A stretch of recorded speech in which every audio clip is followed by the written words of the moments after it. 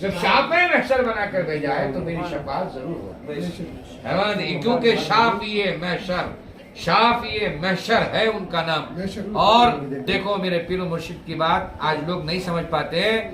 सरकार सैयदना हफीजुद्दीन शाह कादरी रहमतुल्लाह अलैह जो बोल रहे हैं, बुखारी शरीफ, मुस्लिम शरीफ, तिर्मिज़ी शरीफ, निसाई शरीफ, इब्ने दाऊद, अबू माजा, इन सारी सियाह सित्ता की हदीसों में कुल मिलाकर आला हज़रत ज़हीरुल बरकत ने 40 अहादीस से शफाअत इकट्ठा पढ़ा कि जिससे साबित है कि हुजूर को अल्लाह ताला शिफाअत देता है। तो ये जो है मान समझ में आ गई तो बात ये है, नहीं समझ में आई तो क्या समझते हैं लोग कि ये मारिफत वाले हैं, इनके पास मारिफत के अलावा कुछ नहीं है, ये सब मारिफत के बातें करते हैं। नहीं। और देखो शरीयत पर कितना कामिल थे बुजुर्ग की तो देखो, एक होता है बोल देना, एक होता है लिख देना। जब आदमी लिखता है तो लिखने में बहुत गौर फिक्र करके लिखता है, बोलने में कुछ भी बोल दे। हजरत फरमाते हैं अदा करो तुम नमाज़े पंजगाना। कोई पीर जो आज के इतने सिलसिले चल रहे हैं आप देखो, उनमें क्या है, कोई कहता है दिल की नमाज है, कोई कहता है रूह की नमाज है, कोई कहता है नमाज ही नहीं है। मगर बाबा जी के मुरीदों को ये मालूम होना चाहिए कि बाबा जी फरमाते हैं आज नमाज़े पंजगाना अदा करो तुम, और हज्जो ज़कात कलमा पढ़ा करो तुम। क्यों पढ़ा करो? इसलिए कि ये फर्ज है अहकामे खुदा के। मामूली बात नहीं है यार, कुर्बान जाओ बाबा जी के ऊपर, कुर्बान जाओ मेरे बाबा जी। बाबा जी फरमाते इसलिए कि ये मैं नहीं बोल रहा हूँ, ये कोई भी दुनिया में जब गौस कुतुब अब्दाल बड़े बड़े औलिया आ गए, सबने यही कहा है, सब नमाज पर कायम रहे। कोई वली बगैर नमाज, कोई वली बगैर इबादत, कोई वली बगैर जो है हज ज़कात रोजा, ये सब करे बगैर नहीं हुआ है। हर एक वली, हजरत इमाम हसन मुश्तबा, इमाम हुसैन, उनसे पूछो, आप फरमाते मैंने पैदल जो है मक्के मदीने का सफर हजारों किलोमीटर, फरमाते हैं सरकारी इमाम हसन में 25 हज करके आए। तो ये बताना क्या है कि 25 हज मैंने जो किए हैं शरीयत पर कायम रहने के लिए किए हैं, शरीयत की तबाह के लिए किए हैं। और मैंने जो है कभी जिंदगी के अंदर, किसी ने पूछा नमाज की मिसाल क्या है, तो इमाम हसन मुश्तबा फरमाते इधर आ, ये पानी में जाके नहा के आ। गया पानी में नहा के आया, फिर फरमाया जाके नहा, फिर नहा के आया, फिर जाके नहा के आ, फिर नहा के आया, 5 बार नहलाया। बोले अब तुझे महसूस हो रहा है पाक हुआ कि नहीं पाक हुआ? बोला हुजूर एक में ही पाक हो गया था, आप तो 5 बार बोल के नहलाए, तो अफजल ज्यादा में पाक हो गया। हजरत फरमाते बहुत सुनिए क्या शेर कह रहे, मरेंगे हम तो हमारे तुम्ही तो वाली है। जनाजा रख के बुलाती इस आदमी का वली कौन है, बुलाओ वली कौन है बुलाओ। क्यों? इसलिए कि इससे इजाजत ली जाए तब नमाज़े जनाजा होगी। हुजूर की भी जब नमाज़े जनाजा पढ़ी जा रही थी तो इजाजत ली गई, इससे हजरत सरकार अबू बकर सिद्दीक से, इसलिए कि जिंदगी में सरकार ने अपने वाली सिद्दीक अकबर को बना दिया। और सिद्दीक अकबर से कहा यार रसूल अल्लाह आपकी नमाज, रसूल करीम की नमाज जनाजा है, चलो पढ़ेंगे। सिद्दीक अकबर फरमाते नहीं रुक जाओ। फरमाया क्यों? कहा पहले मलाइका पढ़ेंगे, पहले अंबिया पढ़ेंगे, पहले औलिया पढ़ेंगे, सब पढ़ने के बाद अब चलो। और सिद्दीक अकबर रज़ियल्लाहु ताला अन्हु वो हैं जिन्होंने सबसे आखिर में नमाज अदा की। किसी ने पूछा कि ऐ सिद्दीक अकबर आपने सबसे पहले लास्ट में नमाज क्यों अदा की हुजूर की? तो सरकार अबू बकर सिद्दीक फरमाते हैं इसलिए कि मैं जनाजे का वाली था, हुजूर ने मुझे अब उनके जनाजे का जो है वली बनाया था, अगर मैं पढ़ लेता तो मेरे बाद कोई नहीं पढ़ सकता, लिहाजा मैंने सबको पहले पढ़ाया। तो हाँ सरकार मेरे बाबा जी किसे कहते हैं, मेरे जनाजे का वाली कौन? मेरा बेटे को ना बनाओ, मेरी औलाद को ना बनाओ। बाबा जी ने औलाद को तो पहले ही तर्क कर दिया, सारी दुनिया तक कर दी। फरमाते हैं जैसे मैंने तुम्हारे लिए या रसूल अल्लाह सारी दुनिया को तर्क किया, मेरे जनाजे को जब इजाजत मांगी जाए तो आप इजाजत देने वाले भी बनो और आप नमाज पढ़ाने वाले बनो। क्या प्यारी बात है। मरेंगे हम तो हमारे तुम्ही तो वाली है, मरेंगे हम तो हमारे तुम्ही तो वाली है, मेरे जनाजे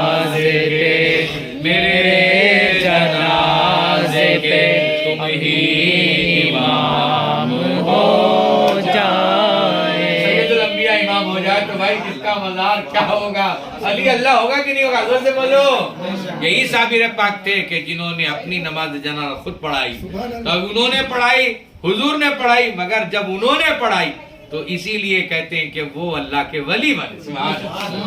कबूल या नबी दुआ सलाम हो जाए, इधर सलाम। पागल से आप कहेंगे नमाज पढ़ने को नहीं बोल सकते, मजनून से कहेंगे आप नमाज पढ़ने, क्यों पढ़ा दो नमाज, नहीं पढ़ा सकते, क्यों मालूम है, क्यों मालूम है, इसलिए कि शरीयत है ही नहीं उस पर नाफिज। दो लोगों पर शरीयत नाफिज नहीं है, जब तक बच्चा 10 साल की उम्र को न लग जाए, मुकल्लफ नहीं है, अल्लाह ताला उसे गुनाहगार मानेगा नहीं। इसलिए कहते हैं अगर बच्चा 10 साल की उम्र में इंतकाल कर जाए, उसे बगैर पूछ के उसके लिए जो है माफ है और उसका दफन कर दो। वो अपने माँ बाप के लिए अल्लाह से कल क़यामत में लड़ाई लड़ेगा, मैंने जिंदगी नहीं जी है, मेरे माँ बाप की मग़फ़िरत फरमा। बच्चे पर नहीं है नमाज, और साथ ही साथ में वो आदमी जिस पर अपने अंदर का वजद जो है, जिसके अंदर काबिज ना हो, जिसकी पकड़ ना हो, उस पर नहीं है नमाज। तो मालूम ये हुआ बाबा जी किबला शरीयत पर गामजन थे, जब चिल्ला फरमाते थे तो वो थे और खुदा थे, वो कोई नहीं आ सकता। उसके बाद जितनी जिंदगी भी बाबा जी ने गुजारी है, आपने देखा हो कि नहीं देखा हो, आपने नमाजें भी अदा की है, रोजा भी रखा है, ज़कात जिक्र भी किया है, फिक्र भी किया है, लोगों को खुदा की राह भी दिखाई है। सुभान अल्लाह। मेरी ये बात हमेशा याद रखना, बाबा जी की बात बहुत बड़ी थी, कोई उनके बारे में नहीं डिक्लेयर नहीं कर सकता वो क्या थे बोल के, इसलिए कि अल्लाह ताला ने उनको उतने बड़े मकाम पर अल्लाह ने फाइज किया था। यह हमारी खुश नसीबी है कि सैयदना हाफिजुद्दीन शाफिज कादरी हमारे पीर है, वगरना हमारी औकात नहीं है कि हजरत को हम कहें कि हमारे पीर हैं। वो रोशन जमीर, रोशन जमीर है, वो दिलों के हक में मालूम करने वाले हैं, आज भी मज़ार में जिंदा है और अपने पूरे मुरीदों की दस्तगीरी फरमा रहे हैं। बातें समझ में, सरकार का करम हो और अल्लाह ताला ने उन पर इतनी इनायतें फरमाई कि आज हम लोग हजरत बाबा जी की अशार पढ़ रहे हैं। तो याद रखो शरीयत के बिल्कुल मुआफ़िक, ये जो मैं नहीं कह रहा हूँ बल्कि बाबा जी के असाल के। बस अब एक सलाम मैं पढ़ रहा हूँ, आप पढ़ेंगे। हुजूर ने पढ़ाई, मगर जब उन्होंने पढ़ाई तो इसीलिए कहते हैं कि वो अल्लाह के वली बने।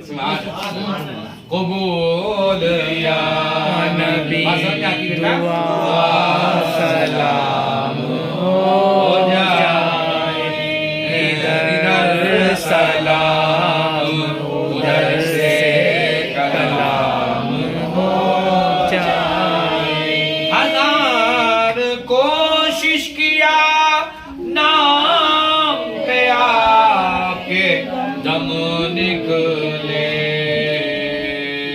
हजार कोशिश किया नाम पे आपके दम निकले, हजार समझती है, हजार समझती है आपका प्याम हो जाए। कबूल या नबी दुआ सलाम हो जाए। इसका मतलब मालूम है, कहते हैं खजा समझती है आपका प्याम हो जाए, दम निकलने को हाजिर है। ए हफीजुद्दीन हफीज काजी का दम निकलने वाला है। अब कजा को कहते हैं कि कजा आ जा, तो कजा कहती है पहले नबी का प्याम आ जाए, नबी का इशारा आ जाए, नबी आ जाए, नबी का हुक्म हो जाए, तब नमाज आपका जो है दम निकाला, नबी के इशारे के बगैर नहीं निकाला। तो बाबा जी का दम बगैर नबी के इशारे के निकला होगा, जोर से बोलो। बाबा जी का दम निकला तो नबी भी थे, आले नबी भी थे, औलादे नबी भी थे। कबूल या नबी दुआ आ गए, आ गए, इधर सलाम उधर से कलाम हो जाए। सदा ये मस्त रहे जान आपको देख देख कर, सदा वे मस्त रहे जान तुमको देखने एक ज़बां पे कुंदा नबी, ज़बां पे कुंदा नबी, आपका ही नाम हो जाए। ज़बां पे कुंदा नबी, आपका ही नाम हो जाए। कबूल या नबी दुआ आए आपकी सूरत, जिधर भी देखो नजर आए आपकी सूरत। मेरे नजर में आपका क़याम हो जाए। जिधर देखो या रसूल अल्लाह आप नजर आए। मेरी नजर में आपका क़याम हो जाए। कबूल या नबी कबूल हो जाएगी आज दुआ। दुआ सलाम हो जाए। इधर सलाम उधर से कलाम हो जाए। जिक्र जारी रहे तन के रग रेशे में, जिक्र जारी रहे तन के रग मोरे से। कब्र में सुन के, कब्र में सुन के फरिश्ते गुलाम हो जाए। कब्र में सुन के फरिश्ते गुलाम हो जाए। कबूल या रसूल अल्लाह दुआ सलाम हो जाए। सुनो तो नात नबी, कहूँ तो या नबी। सुनो तो नाते नबी, जिंदगी भर सुनो किसको? रसूल को। सुनो तो नाते नबी, तो या नबी। तुम्हीं को देखते उम्र तमाम हो जाए। तुम्हीं को देखते उम्र तमाम हो जाए। अब बहुत गौर से सुनिए क्या शेर है। जो अफजल ज्यादा में पाक हो गया। हजरत फरमाते हैं ये 5 वक्त की नमाज जैसे दरिया में जाकर आदमी अपने आप को नहाए तो पाक हो जाता है, ऐसी ही नमाज पढ़ने से अल्लाह गुनाहों से पाक हो जाता है। बंदा जो है गुनाह से पाक हो जाता है। बात ही समझ में। अब ये है कि हम लोग क्या है अब्बा समझ रहे हैं आप? अब लोग ये कहते हैं कि बाबा जी जो है मारिफत का इल्म दे के चले गए, मारिफती को बोल के चले गए। खुदा की कसम मेरे पीर, आज मैं पूरी दुनिया में चैलेंज करता हूँ और मेरे पीर के बारे में मैं कहता हूँ तुम्हें जो सवाल करना हो मेरे पीर के बारे में कर ले, मैं तैयार हूँ जवाब देने। आप मुझे रात में बुलाए, दिन में बुलाए, सफर, क्योंकि ये जो अशार है बाबा जी ने लिखे हैं ये मामूली समझो ना कोई। ये अशार वो लिखेगा जो शरीयत पर काबिज होगा।